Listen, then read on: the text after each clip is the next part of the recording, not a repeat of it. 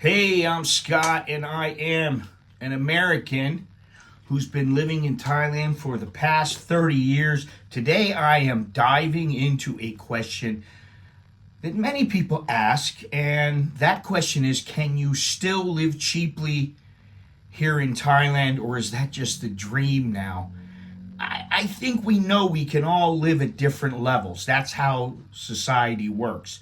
There are rich people, there are poor people, there are people who live right in the middle. There are all sorts of people. Some people are scraping by, some people are living, they got, hundreds of thousands stashed in their bank account.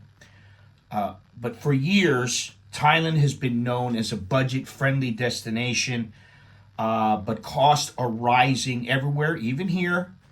And the question is it possible to live well without spending much? We're going to get into that a little bit. We know that 30 years ago or so it was possible, but I want to know, is it possible to live on the cheap, or is it more trouble than it's worth? I know for me the answer. Stay tuned and I'll talk about that at the end. But before we get started, do me a favor, give this video a thumbs up if you like it. Subscribe if you haven't already done so. Hit the notification bell so you don't miss out on future videos or streams.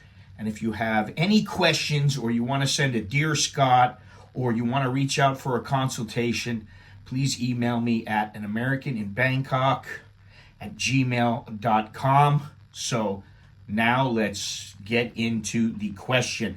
What this stems from is I got a question from a guy, kind of a comment.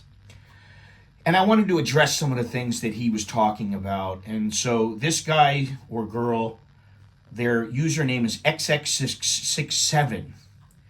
And they write, "It's got to be hard for you guys who have been living abroad for so long to see what inflation has done, as it is for us to watch it here in the United States. It seems like more and more people are considering moving overseas for this very reason." Now, I will say that in the past, say, 5 years, it seems like a lot more people want to live overseas, and a lot more young people want to come here. I used to see young people here, but they would be here for a year or two and then they would leave.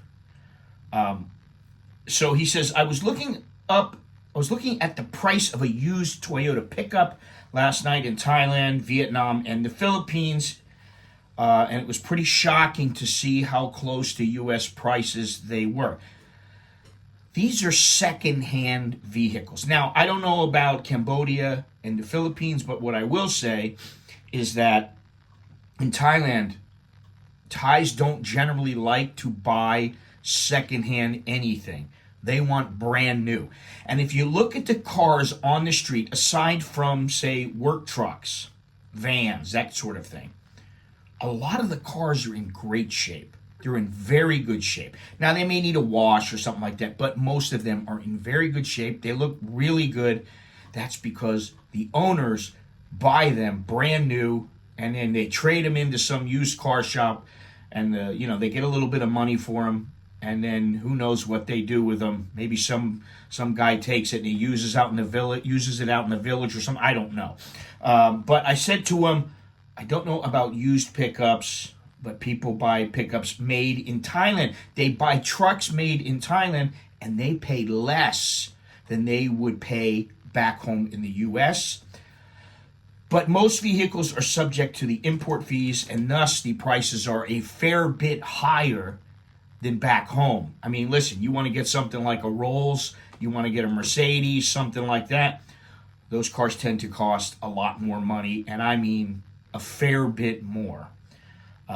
So you got to remember that. But he says, I've been researching living here in Southeast Asia for a long time, and the problem here is to live cheap, you have to live in the middle of nowhere in a pretty extreme climate. I don't really get this kind of comment/question, but I said to him, how long is a piece of string? How cheap is cheap? Is cheap $2,000? Is cheap $3,000? Is it $427? I don't know. If you're talking about $500, yes, most often you will need to get a place out in the sticks to be able to have a home or an apartment or whatever it may be. You get it out there, it's dirt cheap. Now, sometimes people, they have houses out on their farms or whatever it is, and they don't pay anything. We have a house down in the south. There's no rental payment. We don't pay any rent. Lucky us, right? But that's not figured into the equation, so we know we can live for less money. I know that my wife's sisters could live on 30,000 baht a month quite well. Now, that's a little bit less than $1,000 a month. $500, she's got a big truck. One of them has a big truck. She's got to buy gas. She's got to pay insurance. All that adds up. But if you're talking about $1,000 to $1,500 a month, you can find a place in Bangkok if you take your time and you look around. About 12 years ago, I had an apartment next to the gym, near the gym where I worked.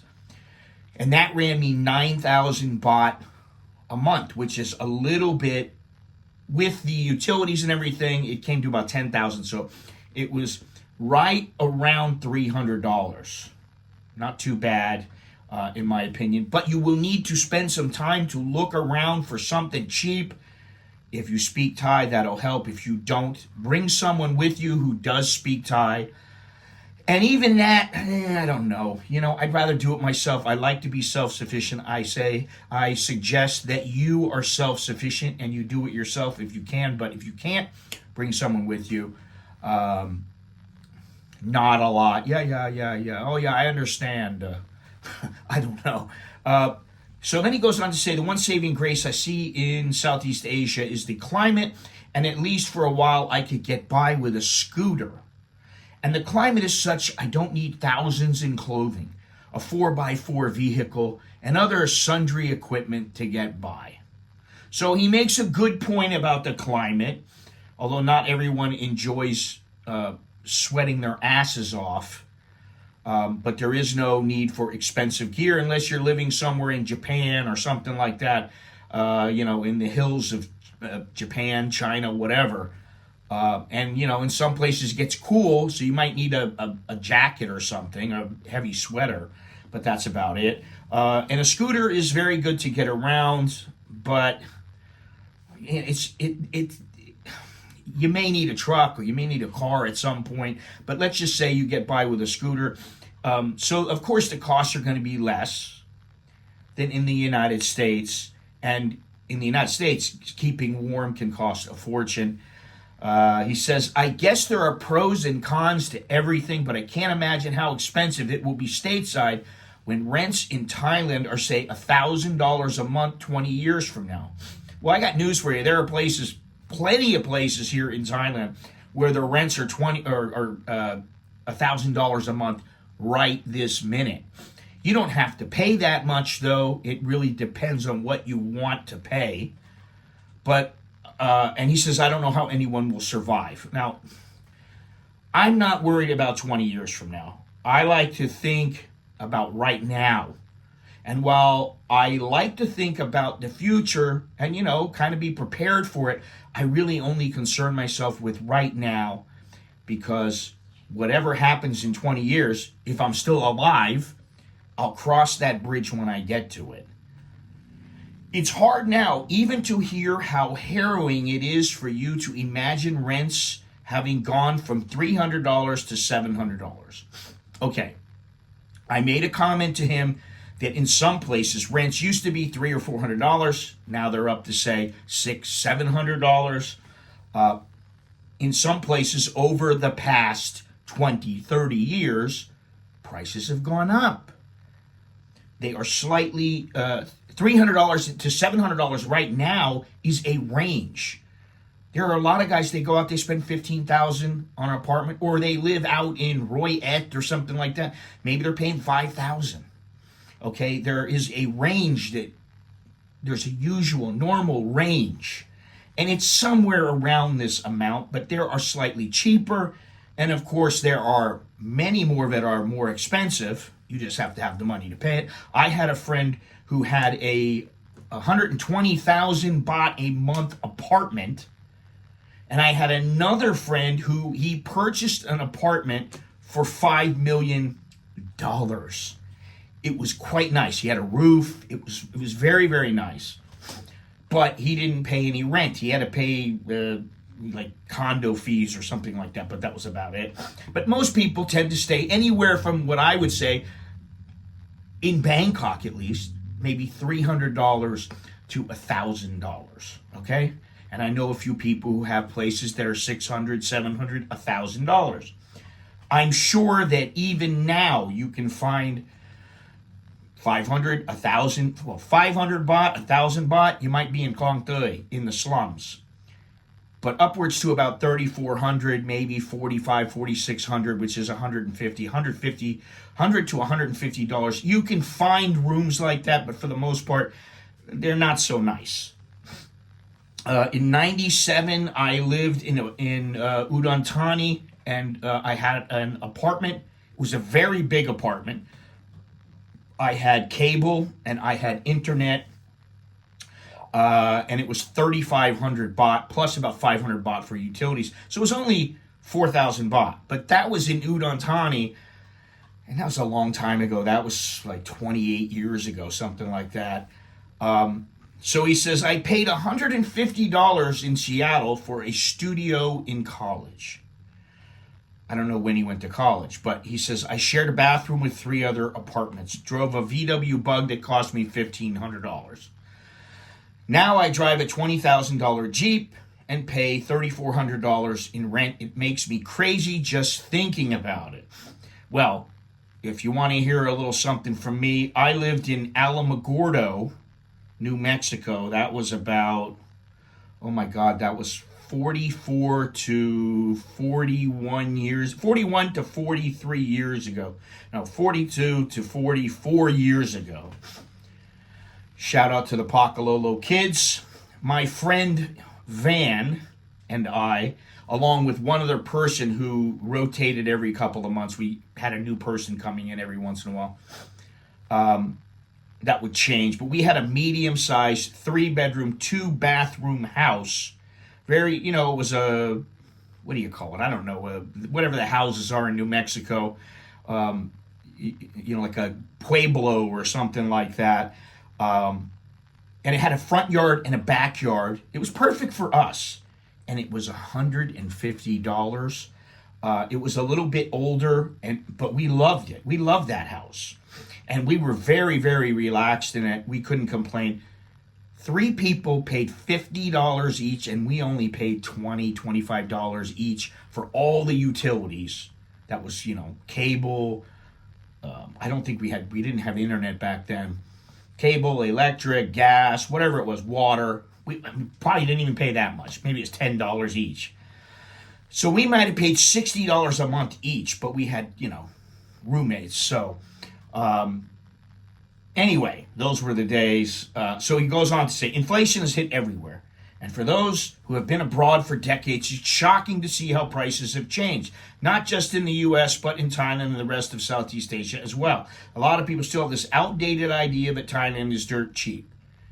It is outdated. Somebody said to me the other day, you shouldn't say Thailand is cheaper than America, because that means that America is cheap. But you should say it costs less. So whatever. But now Thailand costs a little bit less. In the past, it cost a lot less. But as you've seen, with certain vehicles and electronics, this is not always the case. The days of dirt cheap apartments in major cities are pretty much gone now. And while it is still possible to live cheaply, you have to sacrifice convenience or comfort. And the thing is you don't get quite as much for your money now as you used to get. Now that said, my wife and I have not paid more than $200 for the last 2 places that we have stayed. We stayed in a house probably 10 years ago, and we stayed there for about 10 years. That place was 6,000 baht a month. That's less than $200, okay? The house townhouse we're in now, 7,000 baht. That's why I don't want to move. 7,000 baht. It's dirt cheap. It's about $200, $205, something like that. So it's cheap. I like it. Anyway, he says, perhaps this trend is not looking good. If rents in Thailand hit $1,000 in 20 years, they're already at $1,000. I don't know what the problem is with that, but I can't imagine what the prices will be in the U.S. The cost of living crisis isn't just a Western problem anymore. And while moving overseas can still be a good option, it's not an escape from inflation, the escape from inflation that it once was. Now, that may be true because inflation is everywhere. But I think it's best to set yourself up now. Set yourself up for the now and the very near future.